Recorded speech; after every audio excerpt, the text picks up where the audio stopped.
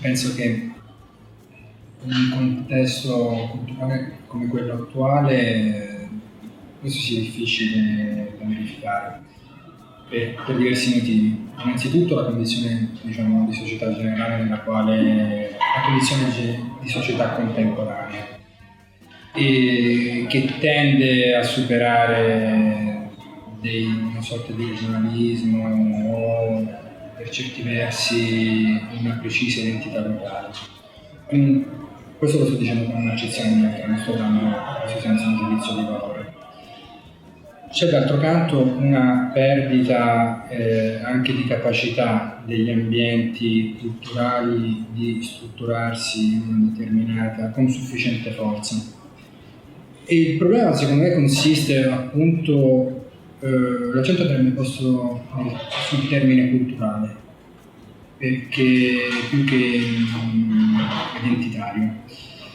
Quello di cui si avverte carenza in questo momento secondo me è una mancanza di consapevolezza culturale, in termini di consapevolezza del ruolo dell'architetto, del mestiere dell'architetto e delle risvolti sociali che questo possa avere, e poi soprattutto anche in termini di consapevolezza della necessità che il bagaglio culturale, in senso lato, sia necessario all'opera dell'architetto.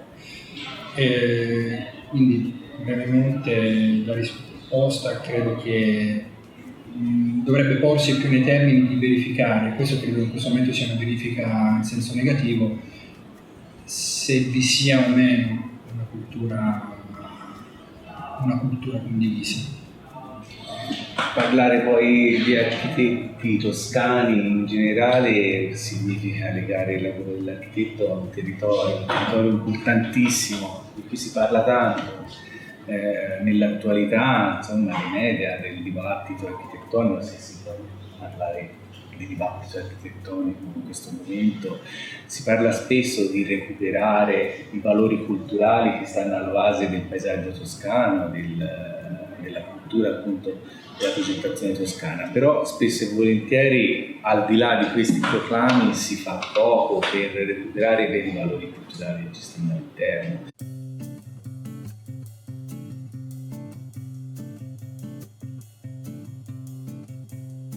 Citando Tavora, per progettare ci vuole cultura, questo è quello che lui asseriva. E il paesaggio è un elemento che fa parte della cultura abitativa, della cultura in termini generali. Quindi molto spesso la nostra riflessione è basata sul concetto di paesaggio culturale, che è una accezione che tende a essere comprensiva di tutta una serie di problemi che vanno oltre il dato fisico, vanno oltre il dato percettivo, vanno oltre il dato, cioè la concezione paesaggistica comunemente intesa. È una concezione in cui entra anche la storia e entra anche, diciamo, tutta quella serie di dinamiche sociali e culturali che contribuiscono a conformare il paesaggio fisico. Quindi per noi paesaggio vuol dire paesaggio culturale innanzitutto, che può essere, quindi paesaggio culturale può essere alla fine affrontato come tema attraverso una comprensione culturale quanto più ampia possibile del contesto del paesaggio. Il contesto del paesaggio poi diventa delicato laddove spesso e volentieri si è inteso la progettazione urbana in antitesi rispetto a quello che può essere la progettazione dell'ambiente aperto, no? Il paesaggio era tutto ciò che era al di fuori della città. Oggi anche culturalmente abbiamo compreso che tutto è paesaggio, anche l'ambiente urbano, c'è il paesaggio urbano. Noi ci dobbiamo confrontare con una realtà e il primo passo è quella di comprendere fortemente la realtà e il luogo con cui ci stiamo a confrontare, perché troppo spesso si ha l'impressione che di dover preservare delle trasformazioni, anche chiamiamo ambiente naturale, spesso degli elementi fortemente degli spazi fortemente antropizzati, come possono essere quelli della campagna rurale, e spesso andiamo troppo avanti per consuetudini che non vengono comprese nella loro essenza e nelle loro caratteristiche originarie, proprio fondative, no? E questo forse è il primo passo, è proprio lavorare col paesaggio. Nel paesaggio è comprendere fortemente dal punto di vista culturale quello con cui abbiamo a che fare.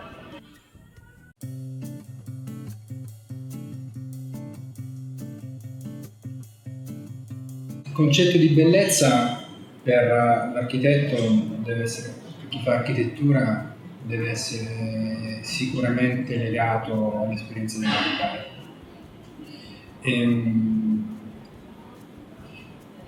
È ovvio che il fine ultimo probabilmente è un'esperienza totalizzante, completa, un'esperienza estetica, si sarebbe detto, diciamo, nelle scuole di filosofia di qualche decennio fa, è un'esperienza estetica dell'abitare. Circa 30 anni, anche 50-60 anni fa, Heidegger disse che poeticamente abita l'uomo, intendendo dire che ovviamente l'esperienza estetica è un'esperienza fondativa dell'abitare. È necessario però che in un contesto come quello attuale il concetto di bellezza, quindi il concetto di completezza dell'esperienza abitativa tenga conto di problemi che non sono esclusivamente legati a una condizione di percezione estetica come può essere comunemente detta.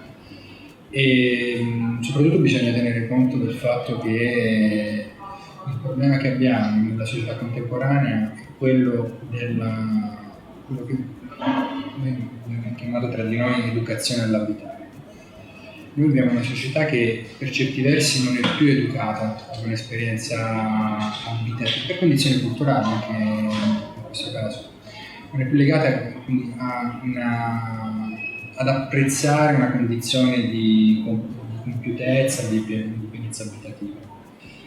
Se non si creano nuovamente le condizioni, questo ovviamente passa anche attraverso il nostro lavoro, se non si creano nuovamente le condizioni perché la società contemporanea impari nuovamente ad apprezzare l'esperienza dell'abitare, credo che l'obiettivo di realizzare la compiutezza dell'esperienza estetica dell'abitare in termini generali possa essere perseguito.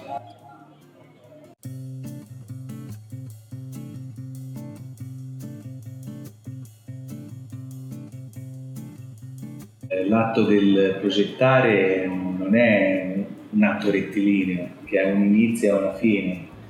L'atto della progettazione è fatto di continui ripensamenti, forse potrebbe essere addirittura un mettersi continuamente in discussione che non ha mai fine. Spesso il termine di un progetto è dato da fattori contingenti. Abbiamo una maniera di affrontare il progetto che cerca di porsi all'alveo di quanto abbiamo finora detto. Certo. E d'altro canto, come diceva Marco, la circostanza in questo momento di frammentazione anche della storia, delle condizioni nelle quali si svolge l'attività progettuale, la circostanza riveste un ruolo fondamentale. Ci sono degli elementi fondamentali, volendo ridurlo a un semplice termine, è quello del confronto. Il confronto che passa attraverso la verifica delle soluzioni progettuali con quelle che sono in testa, una continua verifica. Quello sì è un elemento che può essere riconducibile a tutte le progettazioni che abbiamo affrontato. Quello di intraprendere un percorso e di in ogni momento cercare un controllo e una verifica di quelli che sono gli esiti e i risultati. E questo in termini strumentali avviene attraverso il disegno. Il disegno che può essere un disegno fisico o un disegno virtuale, perché anche noi crediamo che la maniera, diciamo, di indagare adeguatamente il progetto sia quella di farlo attraverso la trasmissione su un supporto visivo dell'idea di progetto.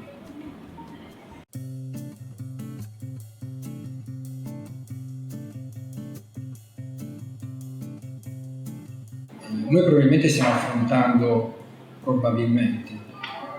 il momento storico più difficile nel quale possa lavorare chi sta facendo architettura, ma non tanto per una congiuntura economica, quanto per una difficile congiuntura culturale.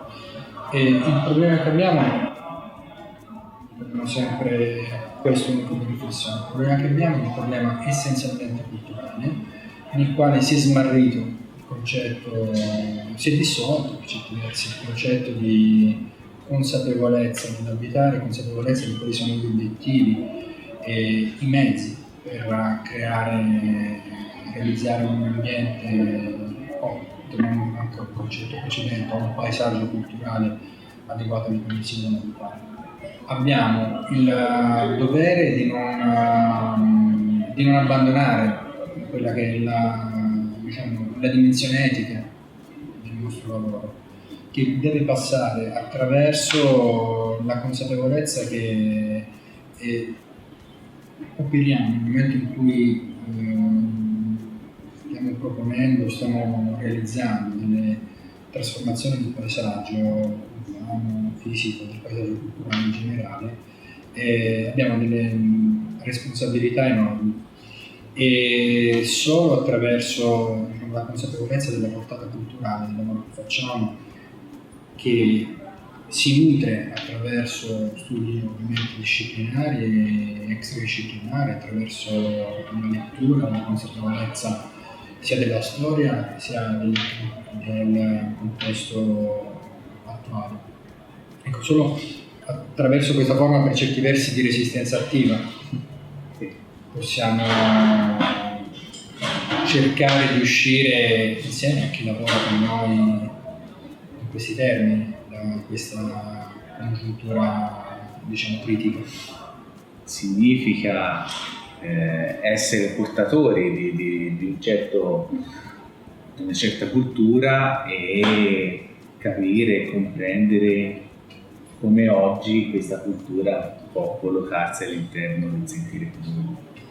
E lo sforzo quotidiano che dobbiamo fare sicuramente deve andare in questi termini, non soltanto per farci guardare dall'estero, per far attingere la nostra cultura, ma soprattutto perché è la maniera corretta di lavorare, sperimentando, cioè guardando alle esperienze altrui e offrendo le nostre esperienze.